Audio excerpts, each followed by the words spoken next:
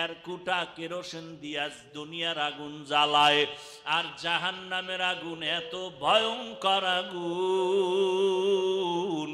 ওই জাহান্নামের আগুন জ্বালাইতে আল্লাহ প্রথমে ব্যবহার করবেন মানুষ আর পাথর।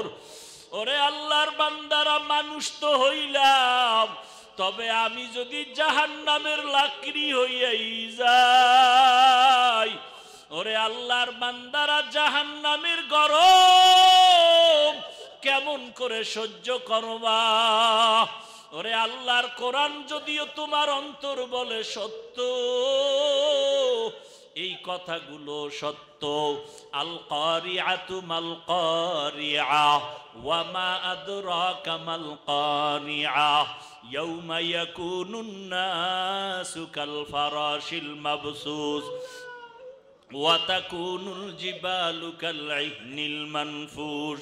ওই জাহান্নামের আয়াতগুলো বাংলা কোরআন খুইলা মাঝে মাঝে তরজমা পড়িয়া দেখো, আল্লাহ তাআলার জাহান্নামটা কত ভয়ঙ্কর। আল্লাহর নবী একদিন ঘরের মধ্যে বসে বসে কান্না করেন। আম্মা জান নবীর স্ত্রী আয়েশা রাদিয়াল্লাহু আনহা নবীকে বললেন, ও নবী, আমার কোনো বেয়াদবি হইল নাকি, আপনি কাঁদেন কেন? নবী বলেন, আয়েশা, তোমার বেয়াদবি হয় নাই তো আপনি কাঁদেন কেন? মায়ার নবী, রহমতের নবী আমার, যেই নবীর চেহারা মুবারকের দিকে একবার নজর দিলে পেটের ক্ষুধা নিবারণ হয়ে যায়, কেমন মায়ার নবী আমার, যেই নবী রাস্তা দিয়ে হাঁটলে মেঘের খণ্ড ছায়া দেয়, সূর্যের গরম যেন নবীরে কষ্ট দিতে না পারে। আমার নবী রাস্তা দিয়া হাঁটেন, দুপার্শ্বের গাছ নত হইয়া নবীরে সালাম জানায়। আমার নবী যেখানে কদম দেয় ওই জায়গা থেকে দীর্ঘদিন মিশকের ঘেরান আসতে থাকে। কেমন নবীর উম্মত হইলি রে মুমিন, ওই নবীকে চিনতে পারলা না রে বাবা? কেমন মায়ার নবী আমার। আম্মা জান আয়েশা রাদিয়াল্লাহু আনহা বলেন, আমি নবীর ঘাম বোতলের মধ্যে ভরে রাখতাম। বড় বড় অনুষ্ঠানের ভেতরে নবীজির ঘাম মোবারক মেশক আর আতর হিসাবে আমরা ব্যবহার করতাম। আমার নবীর ঘাম থেকে মেশকের ঘেরান। এরে নবীর আশিক, আল্লাহর নবী বলেন, আয়েশা, আমি কান্না করি একমাত্র কারণ হলো হাসরের ময়দানে ভয়ঙ্কর অবস্থার কথা আমার মনে পড়িয়া গেছে। ওই হাসরের ময়দান এত ভয়ঙ্কর, হাসরের মাঠে সব নারী পুরুষ উলঙ্গ দাঁড়াবে। ও আল্লাহর বান্দারা, তোমার অন্তর যদি সাক্ষী দেয় আল্লাহ সত্য, কোরআন সত্য, তাহলে এই বয়ানগুলো সত্য মনে করিও। কারণ এমন নবীর জবানের বয়ান, যেই নবী 63 বছর হায়াতে একটা মিথ্যা কথা বলেন নাই। এরে নবীর আশিক উম্মতের দল, আমার নবী হাসরের ময়দানের ভয়ঙ্কর অবস্থার কথা মনে করে কান্না করতেছেন। আম্মা জানকে বলে, ও আয়েশা, হাসরের ময়দানে সব উলঙ্গ দাঁড়াবে। একদিকে সূর্যের গরম, আর একদিকে জাহান্নামের আগুনের গরম শুরু হয়ে যাবে। অন্যদিকে আমার মাওলা পাকের রাগের আওয়াজ, লিমানিল মুলকুল ইয়াউম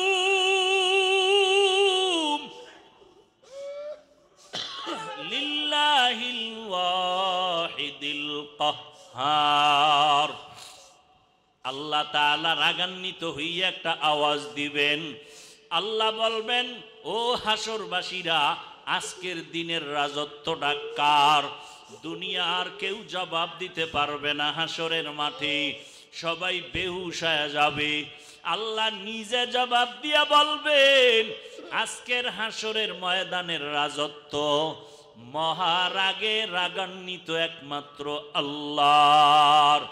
এরে নবীর আশিক উম্মতের দল, জাহান্নামের চিৎকারের আওয়াজ, সূর্যের গরম জমিনটা হয়ে যাবে তামা। আল্লাহ পাকের রাগান্বিত আওয়াজে হাসরের ময়দানটা থরথর করে কেঁপে উঠবে। ও আল্লাহর বান্দারা, আজকে আমরা আল্লাহর হুকুম কোরআন অনুযায়ী চলতে গিয়া আমরা তো দুনিয়াতে অসম্মানে নাই। ওই করোনার সময় তাকাইয়া দেখছো কত ব্যবসায়ীর ব্যবসা বন্ধ হয়ে গেল, কত চাকরিজীবীর চাকরি বন্ধ হয়ে গেল, কত বান্দার লেখাপড়া স্কুল কলেজ বন্ধ হয়ে গেল। আল্লাহর হাজার শুকর, এই জমিনে কোরআনের একটা মাদ্রাসাও বন্ধ হয় নাই। কি বানায় বললাম? এরে আল্লাহর বান্দারা, ওই কোরআনের আইন মতে আমরা নবীর আদর্শ মতে টুপি পরলাম, দাড়ি রাখলাম, নবীর তরিকা মতে নামাজ পড়ি, নবীর তরিকা মতে পর্দা করি। ও আল্লাহর বান্দারা, যারা নিজেদের মহা পণ্ডিত মনে করে, ইসলামের ধার ধারণা, নামাজ পড়ো না, পর্দা করো না, একটু বলো আমরা নবীর আদর্শ মানার কারণে কি পরিমাণ নিচে আসি, আর তোমরা নবীর আদর্শ বাদ দেওয়ার কারণে কি পরিমাণ সম্মানে আসো? বলতে পারবা না, বরং আমরাই বলে গেলাম। এই দুনিয়াতে এত দুশ্মন, এত দুশ্মন ইসলামের বিরুদ্ধে, কোরআনের বিরুদ্ধে, মাদ্রাসার বিরুদ্ধে। এরপরও তাকাইয়া দেখো, আল্লাহর কসম, বর্তমান দুনিয়াতেও আল্লাহর কোরআন যারা মানে, নবীর আদর্শ যারা মানে, এদের মতো এখনো কেউ সম্মানেও নাই, শান্তিতেও নাই। সম্মান দেয়ার মালিককে, শান্তি দেয়ার মালিককে। এরে নবীর উম্মতের দল, যারা নবীর আদর্শ মানে না, তারা কয় বেলা খায়? আরে কথা কন। 3 বেলা। আর আমরা যারা নবীর আদর্শ মানি, আমরা কয় বেলা খাই? 2 বেলা। আরে 3 বেলা না, আমরা আরো বেশি খাই। এবং আল্লাহর শুকর, আমরা পিওর খানা খাই। আমাদের খানায় কোনো জাহিরি ভাবে ভেজাল নাই, হারাম তো নাই। ওই এরে আল্লাহর বান্দারা, যারা নবীর আদর্শ মানে না, এরা ব্যবসা করেনি, চাকরি করেনি। যারা নবীর আদর্শ মানিয়া হালাল ভাবে চলে, এদের মধ্যেও কি ব্যবসা করনেওয়ালা আসেনি, চাকরি করনেওয়ালা আসেনি? তাহলে নবীর আদর্শওয়ালাদের পিছনে তো ফালাইতে পারো নাই। নবীর আদর্শ যারা মানে না, তারাও বিয়া শাদী করে, সন্তান আছে। যারা নবীর আদর্শ মানিয়া চলে, তারাও বিয়া শাদী করেছে, সন্তান আছে। যারা নবীর আদর্শ মানে না, এরাও দেশ বিদেশ স্বাধীনভাবে ভ্রমণ করে। যারা আমরা নবীর আদর্শ মতো চলি, আমরাও স্বাধীনভাবে দেশ বিদেশ সফর করিনি। তাহলে জাগো, দুনিয়াতে নবীর আদর্শ মানে না, এদের বাড়ি ঘর, গাড়ি বাড়ি আছে। যারা আল্লাহকে মানিয়া চলে, এই জমিনে তাদেরও গাড়ি বাড়ি আছে না নাই? কথা বলো। আছে। ও বান্দা, হয়তো বাংলাদেশের মধ্যে এতটা উদাহরণ দেওয়া যাবে না যে হুজুরেরা বড় দামি গাড়ি বাড়ি নিয়ে চলে, 2-1 জনার উদাহরণ দেওয়া যায়। কিন্তু বহির্বিশ্বে তাকাও, সৌদি আরবে যাও, পাকিস্তানে যাও, দুনিয়ার মুসলমান দেশের মধ্যে যাও, সৌদি আরবে গেলে দেখবা ওই আলেমদের কত বড় বড় বাড়ি, কত সুন্দর গাড়ি। এদের টাকা এত পরিমাণ, আমগো দেশের কোটিপতির ওই পরিমাণ টাকা নাই। ভাই, আমি কিন্তু কাউকে ছোট করতেছি না, আমি বুঝাইতেছি আল্লাহর কোরআন অনুযায়ী আমরা চলার কারণে আমরা কি নিচে পড়ে আসি, আর যারা আল্লাহর কোরআনের বাইরে চলে তারা অনেক শান্তিতে, সম্মানে আছে কিনা এটা বুঝাবার চেষ্টা করতেছি।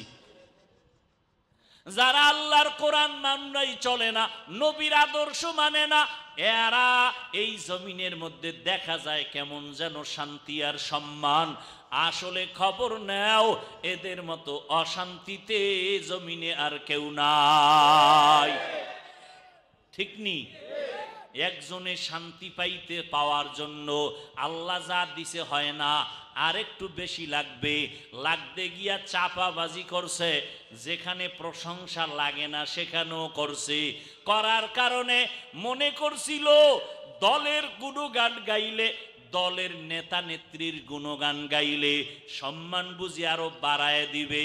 আল্লাহ যারে পছন্দ করবে না ওই বান্দাকে দুনিয়াওয়ালারাও পছন্দ করবে না। বেশি গুণগান গাইতে যাইয়া জাগো জন্য গাইছে এরাও দেখতে পারে না, কি আছে না নাই? এত বেশি গুণগান গাইছে মনে করছে কিছু পাইবে, কিন্তু যাদের বেলায় গাইলো এরাও তাকে আর পছন্দ করে না। এমন ঘৃণা করলো যে আজকে তার এলাকায় মুখ দেখাইতেও কি পায়, লজ্জা পায়। এরে আল্লাহর বান্দারা ভালো করে বুঝো, ও শিক্ষিত মুসলমান, ও যুবক ভাই, পর্দার আড়ালের আম্মা জানেরা, আমরা নবীর তরিকা মানতে গিয়া আমরা না খাইয়া কেউ মরি নাই। করোনার ভেতরে কত ব্যবসায়ী ব্যবসা ছাড়লো, কষ্টে জীবন কাটাইলো, কত জায়গায় কান্না করলো। সংসার চলে না, ব্যবসা চলে না, চাকরি চলে না।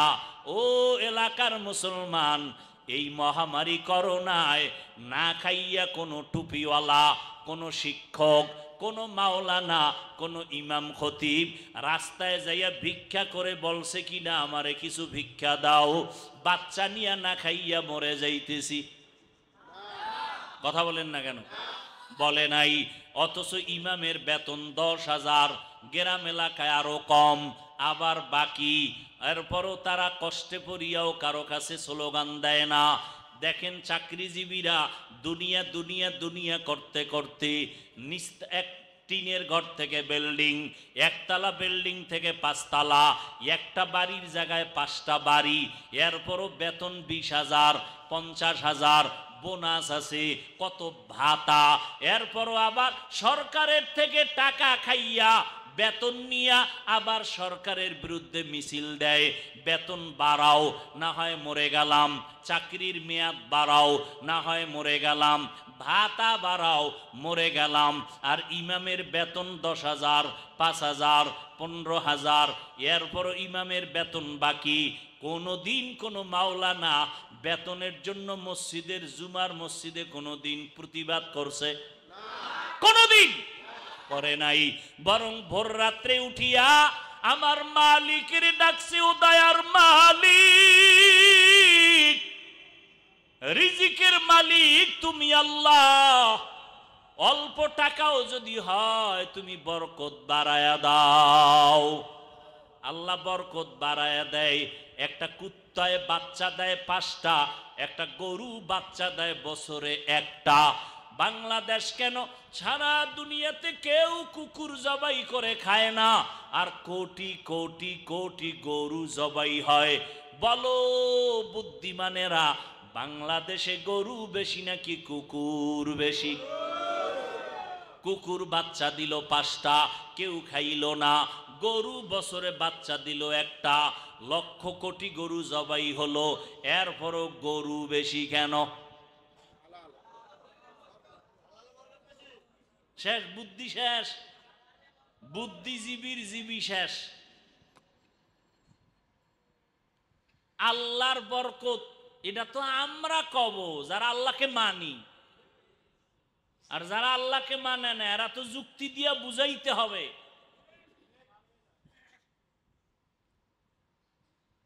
এটাই বরকত। বরকত কে দেয়? আল্লাহ তাআলা বরকত দান করেন।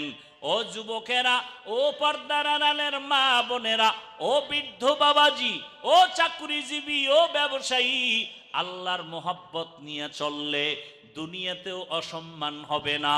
নবী চ্যালেঞ্জ করে গেছেন, 2 জিনিস যারা ধইরা রাখবে এদের সম্মান দুনিয়াতেও যাবে না, আখিরাতেও নষ্ট হবে না। 1 নম্বরে কোরআন, 2 নম্বরে নবীর সুন্নাত। আচ্ছা, এই এতক্ষণ তো অনেক কিছু বললাম, এর দ্বারা আপনারা কি বুঝছেন? যে সবাই হুজুর হয়ে যাইতে হইব? হ্যাঁ, সব পাগড়িওয়ালা দরবেশ না। স্কুলে যারা পড়ো আল্লাহর শুকর, স্কুলে পড়া লেখা করো, বাধা নাই। কলেজে যারা পড়ো যুবক, বাধা নাই। চাকরি যারা করেন, বাধা নাই। ব্যবসা যারা করেন, বাধা নাই। আমি পাঁচকল্লি টুপি পরেছি, আপনারাও পড়বেন এই কথা বলি নাই, বলবো না। আমি কওমি মাদ্রাসায় পড়েছি, আপনাদেরও পড়তে হবে এই কথা একবারও বলি নাই, বলবো না। আমি তাবলিগের লাইনের সন্তান, আপনারা তাবলিগ না করলে জাহান্নামে যাবেন এই কথা বলিও নাই, বলবো না। আমি আহলে হক পীর মাশায়েখের লাইনের সন্তান, আপনারা পীরের কাছে না গেলে জাহান্নামে যাবেন এ কথা বলি নাই, বলবো না। বরং ব্যবসার লাইনে যারা আছেন আল্লাহর শুকর, ওই লাইনে থাকেন, ব্যবসা করেন, বাধা নাই। চাকরি যারা করেন, বাধা নাই। স্কুল কলেজ জেনারেল লাইনে যারা পড়েন, বাধা নাই। ওই লাইনে থাকিয়া আমার দুইটা কথা সব সময় স্মরণ রাখবেন। আপনি গোলাম আমার আল্লাহর, আদর্শ মানবেন মদিনাওয়ালা নবীর। এই কালামে জিন্দা কোরআনে হাকিম, হিকমতে উলায়া জালাসতো কদিম, জামিউল ইলম ফিল কোরআনে হাকিম, তাকাসারাত আনহু আফহামুর রিজালি। এমন একটা কোরআন আল্লাহ দিলেন, দুনিয়ার দ্বিতীয় কোনো কিতাব নাই যেই কিতাবে লেখক কখনো চ্যালেঞ্জ দিছে যে আমার কিতাবে কোনো ভুল নাই। এমন চ্যালেঞ্জ কেউ দিছে? একমাত্র কে দিছেন? যালিকাল কিতাবু লা রাইবা ফীহি হুদাল লিল মুত্তাকিন।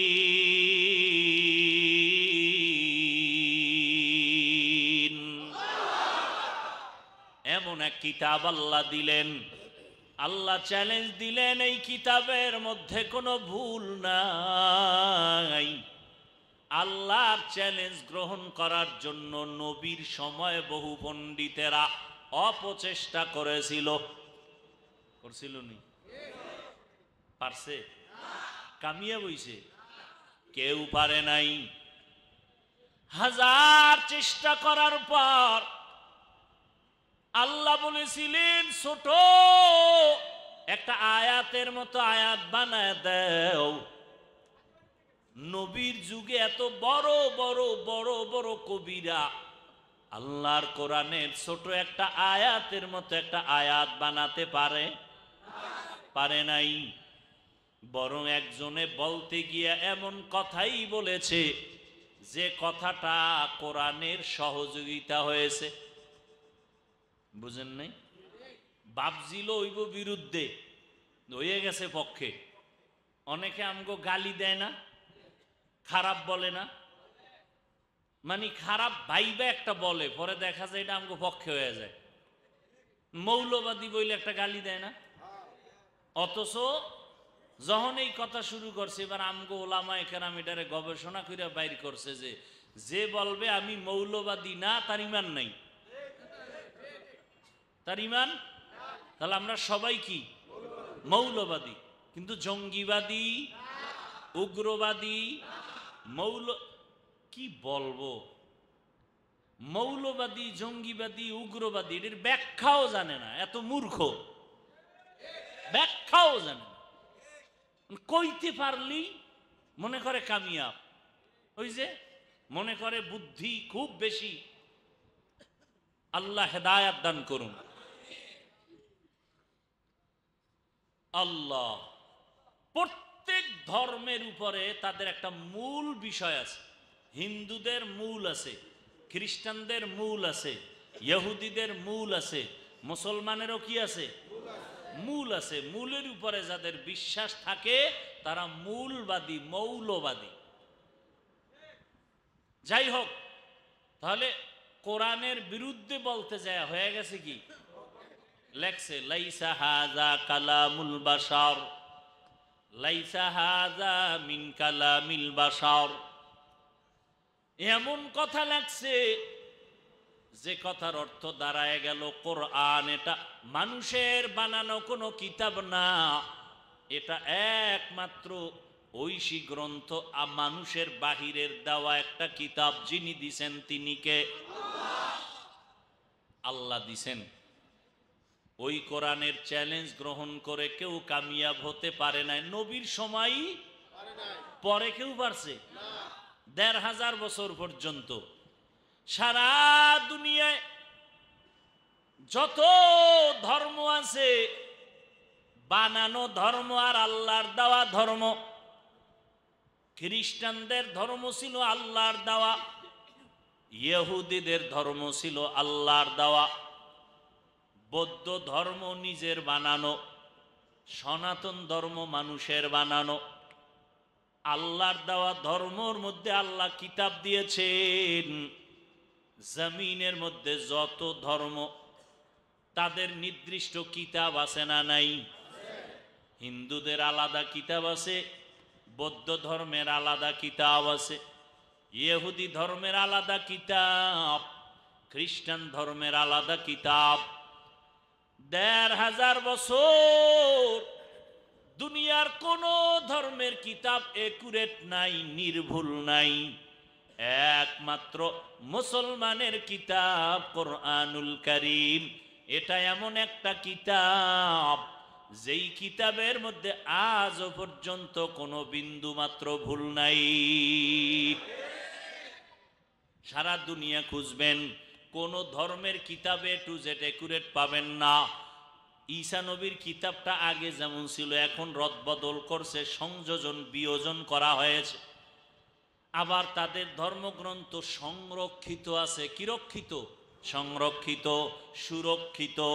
আল্লাহর কোরআন আলাদা কোনো বিল্ডিং এ তালাবদ্ধ নাই, সুরক্ষিত আছে, তবে সংরক্ষিত ভাবে এক জায়গায় রাখে নাই।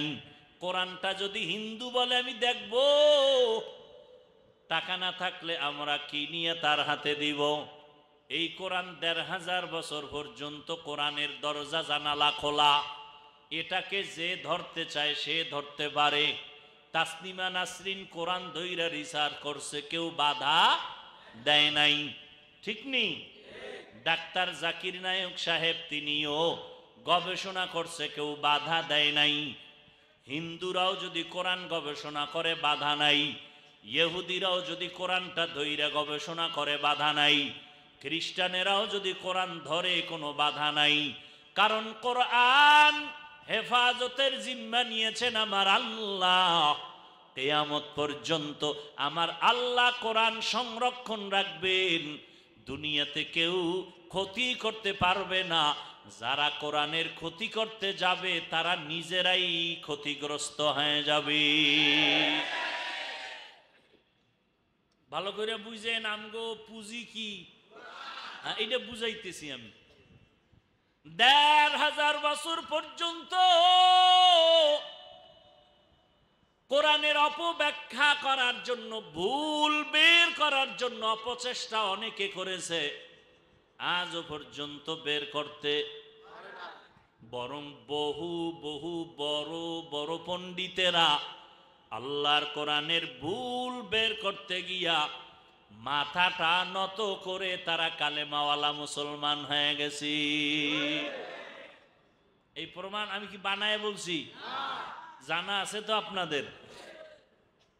ভাইরা আমার, এইবার আমি আপনাদের থেকে জানতে চাই, আল্লাহর ওই কোরআন সত্য নাকি মিথ্যা?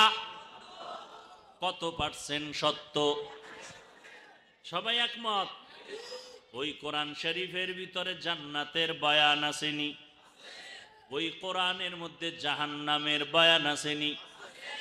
ওই কোরআন শরীফ এমন একটা কিতাব, মানুষের জীবনে যত সমস্যা কিয়ামত পর্যন্ত হবে ইশারা ইঙ্গিতে সব সমাধান কোরআনে আছে না নাই? অনেকে কয় বুঝি না, বুঝার জন্য কোরআনের ব্যাখ্যা তাফসীর লও, হাদিস শরীফ ধরো। বুঝো না, সর্বশেষ বুঝার একমাত্র ডাক্তার হলো, কোচিং মাস্টার হলো একমাত্র, শুধুমাত্র কেবলমাত্র এই জমিনের উলামায়ে আহলে হক। উলামাদের মধ্যে একদল আছে বাতিল, আছে না নাই? আহলে হকদের কাছে যাও, ব্যাখ্যা বুঝে আসবে। আল্লাহর কোরআনের মধ্যে জান্নাতের বয়ান আছে, জাহান্নামের বয়ান আছে। জান্নাতটা কেমন হবে, জাহান্নামটা কেমন হবে, আল্লাহ তাও বয়ান করেছেন কোরআনের ভিতরে। জান্নাতে কোন ধরনের মানুষ যাবে, কোন ধরনের মানুষ জাহান্নামে যাবে, আল্লাহ কোরআন শরীফের মধ্যে তাও বলেছেন। ইন্নাল আবরারা লাফি নাঈম ওয়া ইন্নাল ফুজ্জারা লাফি জাহিম। নেক আমল যারা করবে তারা জান্নাতের যাত্রী, যারা অন্যায় করবে, অপরাধ করবে, গুনাহ করবে, তারা জাহান্নামের যাত্রী। কোরআনে আছে না নাই? না আমি বানায় কইতেছি? কোরআন সত্য। কোরআনের ভিতরে, কোরআন যে সত্য কত পারছেন্ট? মাঝে মাঝে না পুরাটা? পুরাটা সত্য। কিন্তু একজন আলেম কয় হাদিসের থেকেও কোরআন শরীফে জাল বেশি। নাউজুবিল্লাহ। ইয়ে না, আমি তো চ্যালেঞ্জ দিয়েছি, আমার মাওলায় দিয়েছে, বের করো একটা ভুল যদি কোরআন থেকে আজও বের করে দাও, এখন দাড়িটা কেটে ফেলবো, প্যান্ট শার্ট লাগাইয়া রাস্তায় নাচ গান করব, জীবনে আল্লাহর পক্ষে কথা বলবো না, জীবনে মসজিদের পক্ষে আর ডাকবো না, নামাজের কথা বলবো না। একটা ভুল পারলে বের করে দাও, আর যদি বলো না হবে না, তাহলে পাও দুইটা আগায় দেও। আমি আমার মাওলার সত্য কোরআনের কথার দাবি নিয়া তোমাদের পায়ে হাত দিয়া বলবো, আল্লাহর কোরআন যদি তোমার অন্তর বলে সত্য, গুনাহ নিয়া কবরে যাও, হাসরে যাও, আযাব হবে তাও সত্য, নেক আমল নিয়ে যাবা, জান্নাত পাবা তাও সত্য। পায়ে হাত রেখে বলবো, চোখ দেখিয়া তাকাইয়া গুনাহের কাজ আর করিও না রে বাবা। জান্নাত যারা পাবে আল্লাহ তাও বলেছেন, এমন সুন্দর জান্নাত আল্লাহ নেক আমলওয়ালাদের জন্য বানায় রাখছেন। জান্নাতিন তাজরি মিন তাহতিহাল আনহার, এমন সুন্দর জান্নাত যেই জান্নাতের তলদেশে মধুর নহর, পানির নহর, দুধের নহর, এমন জান্নাত আল্লাহ দিবেন নেক আমলওয়ালাদেরকে। মা তাশতাহি আনফুসুকুম, ওই জান্নাতের মধ্যে ঢুকার পরে বান্দা বান্দি যা কল্পনা করবে সামনে পেয়ে যাবে, একটু কষ্ট করা লাগবে না। ওই জান্নাতে ঢুকার আগে জান্নাতের গেইটের সামনে একটা পানির কূপ আছে, ওই পানির কূপের নাম হলো আবে হায়াতের কূপ। আল্লাহ তাআলার ওয়ার্ডার, জান্নাতে ঢুকার আগে জান্নাতি নারী পুরুষ গুলোরে গোসল করাও। ওই আবে হায়াতের পানির মধ্যে যখন জান্নাতীরা গোসল করবে, সাদা কালো মানুষ সব সুন্দর হয়ে যাবে, বুড়া মানুষ সব যুবতী যুবক হয়ে যাবে। একটা কালো অবস্থায় কেউ জান্নাতে ঢুকবে না, বুড়া বুড়ি জান্নাতে ঢুকবে না। ওই পানি দিয়া গোসল করা মাত্র